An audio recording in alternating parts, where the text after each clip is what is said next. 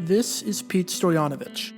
For roughly a decade, he was one of the best kickers in all of football. He lasted 12 seasons in the NFL and made 272 field goals throughout his career. That ranked 12th all-time by the end of the 2000 season. He was a second-team All-Pro in 1990 and a first-team All-Pro in 1992. He hit a 58-yard field goal in a playoff game against Kansas City, which to this day remains the longest kick ever in a playoff game. And he starred in a McDonald's commercial, which I'll play at the end of the video. All in all, Stoyanovich had a lengthy and a pretty good NFL career. But all of that doesn't happen if Cleveland kicker Matt Bahr hits this 44-yard field goal. If Barr hits this field goal, Stoyanovich's life changes forever for the worse. This is the story of how this field goal attempt wound up altering NFL history for the next decade.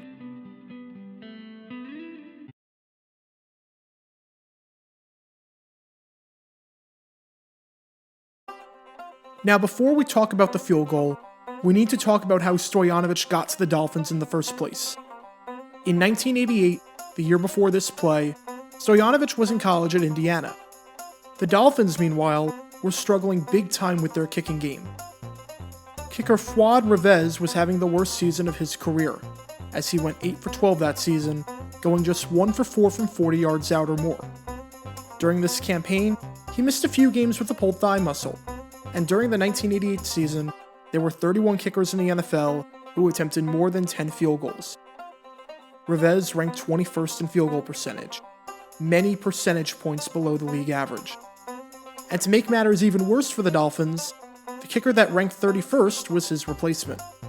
When Revesz was out due to his thigh injury, Tony Franklin was kicking for the team. Now, there was a time where Tony Franklin was a very good kicker. Just 2 years prior, in 1986, he was with the division rival New England Patriots, and he was a second-team All-Pro who led the league with 32 made field goals. However, that time of Franklin being a good kicker was definitely not in 1988. That season, in replacement duty, Franklin went 4 for 11. He made 36.4% of his field goals, and he went 1 for 5 from 40-plus yards. Obviously, that's not good. In fact, it's historically bad. I looked at every kicker since the merger up until 1988 to attempt at least 11 field goals in a season. And Franklin's field goal percentage that year was one of the 10 worst ever. Oddly enough, kicker Happy Feller appears on this list twice. He was a 4th-round pick. That's pretty bad. Anyways, it was clear that the Dolphins had a kicking problem going into 1989. So when the NFL draft rolled along, with their 8th-round pick, the Dolphins took Stoyanovich.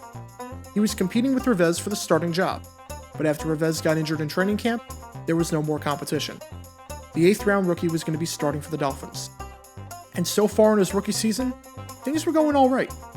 He hit a chip shot 29-yard field goal in his first ever game, which was a 27-24 defeat at the hands of the Buffalo Bills. And this is to give Miami a 10-3 lead at the half. It's good. 29-yard field goal for Pete Stoyanovich. An 8th-round draft choice. Then, the following week against New England, the Dolphins won 24-10, and Stoyanovich hit a 31-yard field goal in that game. But things started to fall apart in Week 3 against the Jets. In a 40-33 defeat, Stoyanovich did not have a great day. He missed an extra point in the second quarter, and he missed a field goal. The 2 field goals that he made were chip shots from 21 yards out and 20 yards out. Through 3 weeks, Stoyanovich had already missed 2 kicks, and had only made field goals that pretty much every kicker in football can hit. This takes us to Week 5 against the Cleveland Browns. Stoyanovich's seat was about to get a heck of a lot warmer after this one.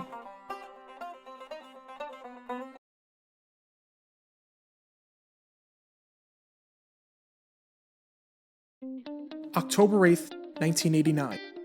It's the Miami Dolphins against the Cleveland Browns. Cleveland's off to a really good start this season. They're 3-1, and they just defeated the Denver Broncos for the first time since 1974. And for some context on how big that was, entering that game, Cleveland had lost 10 straight against Denver, including some of the most heartbreaking games of all time. So for them to finally get that monkey off their back was a really big deal. As for Miami, they were struggling. The Dolphins were 1-3 and were coming off of an embarrassing 39-7 loss at the Astrodome against the Houston Oilers. In the near 2-decade career of head coach Don Shula at the time, it was the third worst loss of his career. Things were bad. A loss to Cleveland would drop the team to 1-4, making it almost impossible for the team to make the postseason. This was a highly competitive matchup between Miami and Cleveland, and another game during the 1989 season where Dan Marino did not get sacked. I made a video about this incredible streak that we'll likely never see again if you want to check that out. In the third quarter, it was 10-10. Dan Marino and the Dolphins offense were marching down the field, and after they got stalled, Stoyanovich lined up for a 46-yard field goal. He missed the kick. With a minute left, Marino and the offense had the ball, with the score still tied at 10 apiece. In a wild sequence of events, Marino got picked off, and then Browns quarterback Bernie Kosar, trying to get Cleveland into field goal range, got picked off almost immediately after. Marino, on his second chance, did what he had to do after that to get Miami into field goal range for the win. In the end, the game came down to the foot of Stoyanovich from 45 yards out. Make the kick, this game is over, and Miami's season is salvaged. Instead, he missed it left. Twice, he had an opportunity in the second half to give the Dolphins the lead. And twice, he blew it. After those misses, things were looking highly dicey for Stoyanovich. He was just 5 for 8 on the season at that point, with his longest field goal being from 43 yards out. I think the announcers for this game said it best. Maybe the loneliest time in the world for a kicker. Well, at least they didn't lose it yet. I mean, he's hoping for a comeback here.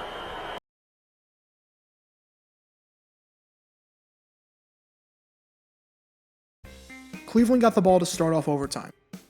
Now remember that back in 1989, it was first score wins. If a field goal was the first points of overtime, that was enough.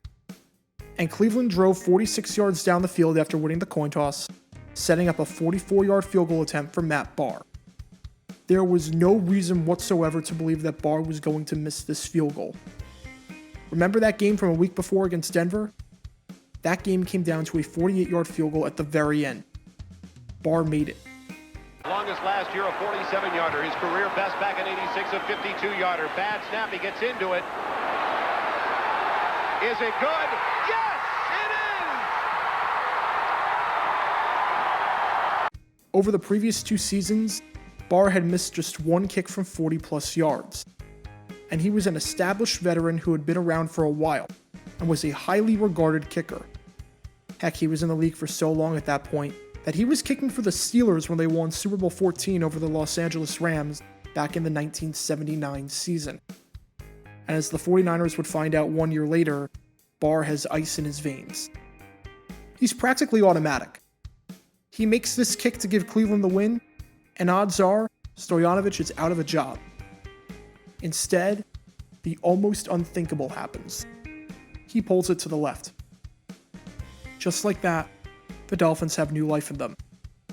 After some key third down passes by Dan Marino, the Dolphins had flipped the field, and they had set themselves up for a 35-yard field goal. Stoyanovich had a second chance to make something happen. And sure enough, this one, he put through the uprights. Miami won 13-10 in overtime on Stoyanovich's leg. From 0 to hero in the span of a game. After the game, it was reported that the kick by Stoyanovich at the very end ended up saving his job. Head coach Don Shula said that the kick was a big kick in his career. But if Matt Bahr doesn't miss that 44-yard field goal in overtime, Stoyanovich never gets that opportunity. The Browns win the game, Dolphins fall to 1-4, and rookie Stoyanovich is cut.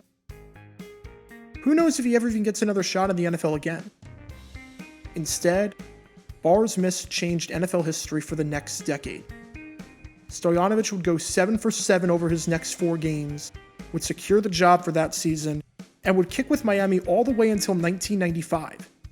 He would last in the NFL until 2000. And in 1997, at the age of 30, he even led the league in field goal percentage, hitting 96.3% of his kicks as a member of Kansas City. Stoyanovich finished his career as one of the better kickers in league history at the time. He had over 1,200 points. He had a few accolades to his name. But none of that happens without Matt Bahr's critical miss on that fateful October day in 1989. And now, here's that McDonald's commercial he was in.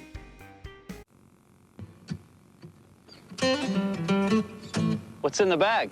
Lunch. Quarter pounder of cheese, fries. Kick you for it. You and me for my quarter pounder. First one that misses. I know. Watches the winner eat. 50 order. Split the uprights.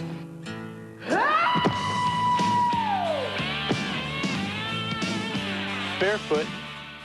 Helmet on backwards. Split the uprights. Out of the cup holder.